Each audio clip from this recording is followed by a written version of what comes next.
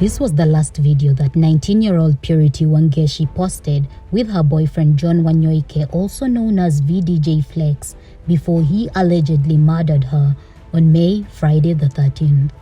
Welcome to Crime Files Africa, a podcast where we explore crime mysteries from different countries on the African continent. This episode is about the cold-blooded murder of Purity Wangeshi, a beautiful 19-year-old Kenyan media student with a promising future. Purity's dream was to dominate the media industry in Kenya after graduation. However, her dream was cut short after she got murdered by someone so close and dear to her, a man she loved so deeply, judging by the videos she posted on her social media. So how did it go from this to that?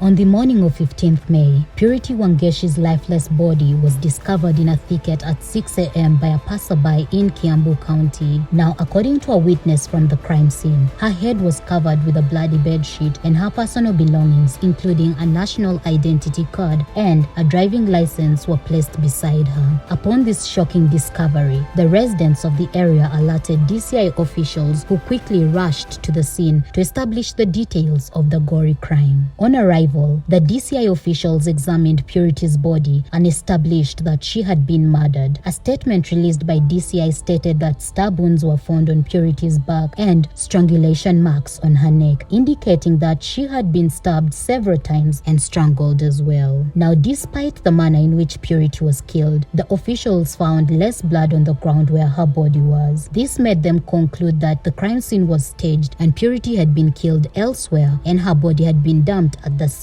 by her killers. So what really happened to Purity, and how did the love of her life end up as a suspect? According to a close friend, Purity's boyfriend VDJ Flex was the last person to see her alive. The friend disclosed that Purity left the college campus on Friday the 13th and went to VDJ Flex's home to work on their relationship, following his plea to patch things up after a misunderstanding they had. Now, Purity and VDJ Flex had been in a relationship for a few months before she discovered that he was a thug. Now, when she found out about his criminal activities, she was perturbed by the information and she confronted him, hence their argument. However, a few days later, VDJ Flex reached out to Purity and asked her to go to his place so that they could talk it out and salvage their relationship. Purity agreed to the invitation, but little did she know that she was walking into a death trap. After the discovery of Purity's body, DCI officials rolled out a manhunt for VDJ Flex as the main suspect in her murder. A few hours into the search, VDJ Flex and his two accomplices, Brandon Mwaura and Kamau Njoroge, were smoked out of their hiding place and taken into custody. Now, as the suspects await their day in court, Purity's family and friends are still trying to come to terms with her sudden death. In fact, netizens and close friends of the deceased are so enraged by her murder, and they have started an online campaign called Justice for Wangeshi. This campaign has been trending on various social media platforms, with people sharing their opinions about the incident. Now, furthermore, many are still shocked by VDJ Flex's actions, given that he and Purity were considered couple goals on social media and they were even envied by their peers. So what could have gone wrong? What was VDJ Flex thinking at the time of Purity's murder? And lastly, what were Purity's last thoughts during her final moments on earth? I will keep you updated on this story, so make sure you subscribe to my channel to get instant notifications whenever I share more crime stories from Africa.